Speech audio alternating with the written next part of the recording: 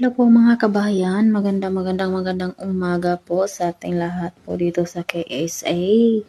Kakatapos ko lang po sa trabaho guys, alas 6 na po ng umaga, hindi pa kami nakapagtulog.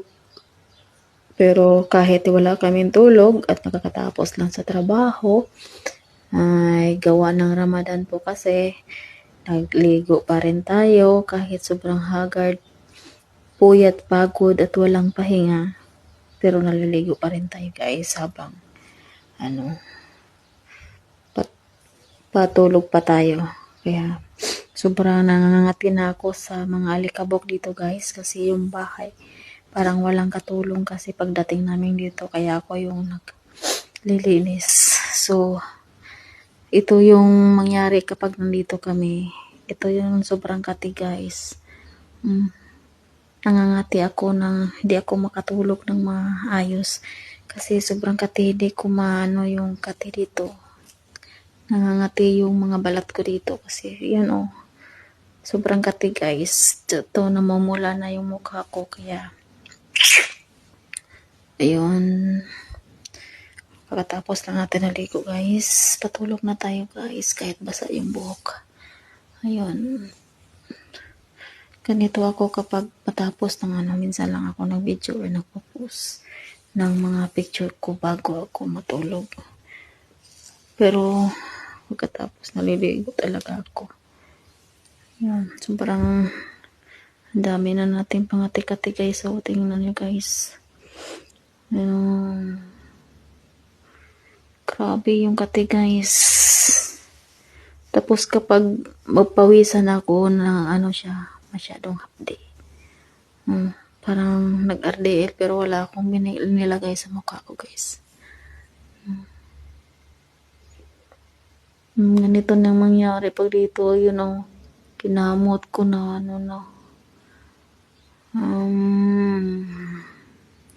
kinamot ko kasi sobrang pangit na mukha natin. Kaya bahala na, importante may trabaho tayo kahit pangit ay yung mukha. Diba? Hindi na yan importante. Ang importante ngayon is madiskarte tayo sa buhay. No? Sobrang na natin guys, sobrang itim, sobrang sobrang init dito guys na biglang umulan. Kaya araw-araw kasi ako naglilinis sa labas. Yun, hindi pa dumating yung bagong katulong na nirequest ng aking amo para dito sa mama niya. Kaya mag-isa lang talaga ako dito.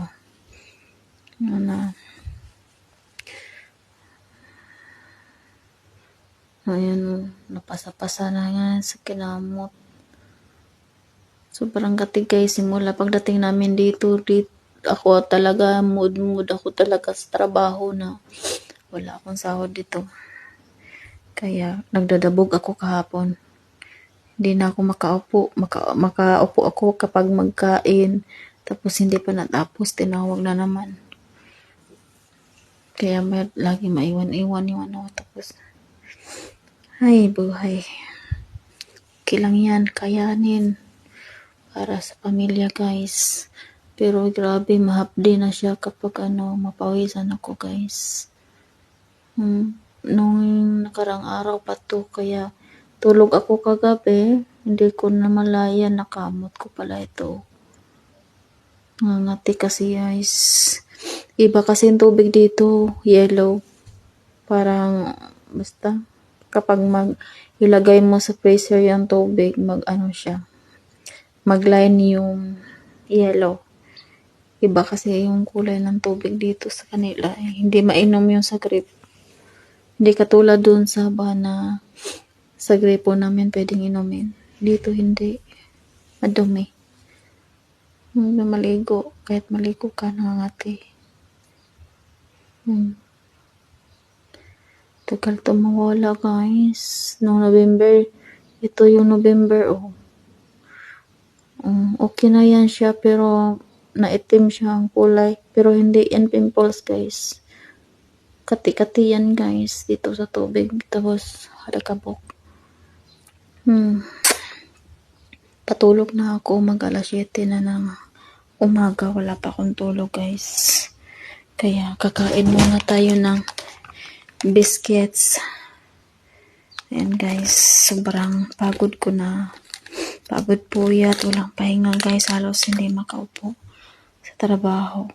Buti na lang, kaninang alas 10 ng gabi dumating yung isang katulong kasi katulong ng kapatid ng amo ko, babae. Pumunta sila dito sila nagkain. Pag alas 10, medyo ng gabi sila nagpunta. Kaya tinulungan niya ako nagluto ng sohor. Kaya ngayon guys, kakauwi lang din nila sa Riyadh. Sa Riyadh pa yun sila nag-uwi. Pero parang galing dito mga 20 minutes lang ata. Biyahe nila. Medyo malayo-layo no, 20 minutes. Kaya patulog na ako. Magising pa ako alas 12 guys kasi sa bagay hindi naman dito mamaya ang luto. Hindi ako magluluto ng magluto lang para sa akin lang. Kasi doon sa kabilang bahay, dyan sa tabi lang ng ikalawang asawa. Patay na kasi yung lalaki noong October. Kaya ang habilin sa kanila ngayon dito, bukas doon sa kabila, pero katabi lang po yung building sa pangalawang asawa. Yan yung mga habilin sa kanila, kaya sinusunod nila po. Ngayon, tapos na dito, mamaya dito na naman, bukas dito na naman, ganyan. Kaya lang, malapit na ang Eid. 5 days na lang guys, mag-Eid na tayo. So, alam ko naman talagang kakayanin ko to. Kahit sobrang pagod ko na, kahit pangit na tayo, kahit nangingitim na tayo, pero namumula yung mukha. Kailang yan. Tapos yung partner ko hindi pa nag-open, nantok na ako. Ngayon guys, sobrang wala akong nalagay na mukha guys, wala kahit pulbo, kahit wala. Kagaling ko lang naligo, sobrang katikis, namumula talaga siya. Grabe. Pangit na yung katulong nyo, pangit na.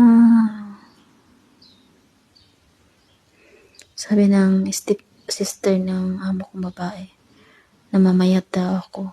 Sino ba hindi pumayat na walang tulugan?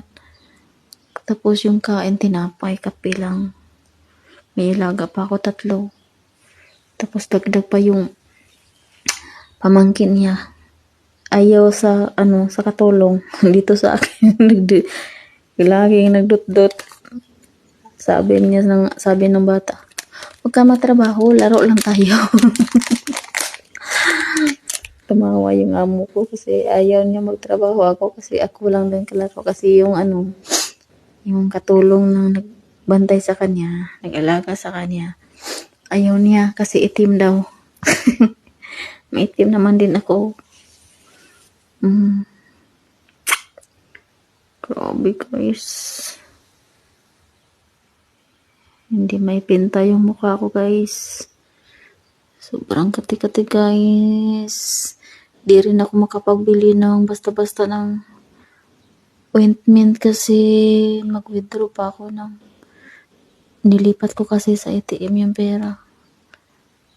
Hindi na ako makapagpadala ng amo ko kapag mag-alis sila. Kanina nag-alis sila, padala sana. Kaso lang nasa ATM. Ay, hindi naman pwedeng ibigay ko sa kanya yung password.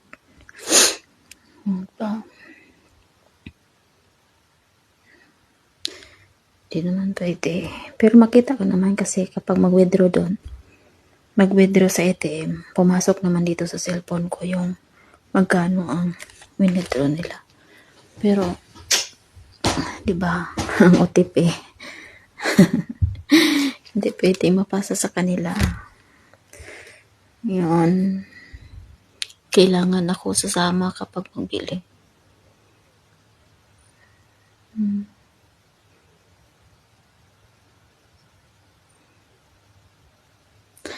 Pero yung amo kong lalaki, alam niya yung password kasi kaming dalawa yung napunta sa bank pag-apply ko. Kaya alam niya yung password kasi siya yung na-open sa sa apps ko. Wala siya dito hinatid lang kami dito tapos kinabukasan umuwi siya sa Aba. Kaya kami lang dito. Hindi naman po pwede na ibigay ko kasi may kasama talaga yung amo ko mabay kapag umalis. Halos sila lahat. Grabe guys. Tagal na sobrang kapal ng mga buhok ko guys. Kaya tagal isang oras kalahati na hindi pa yung natuyo. Hanggang matulog na lang ako. Yung partner ko hindi pa rin online. Matulog na lang ako. Tatawagan ko na lang sa number. Bye-bye na guys. Sobrang antong na yung katulong guys. Grabe yung kati. Okay lang yun.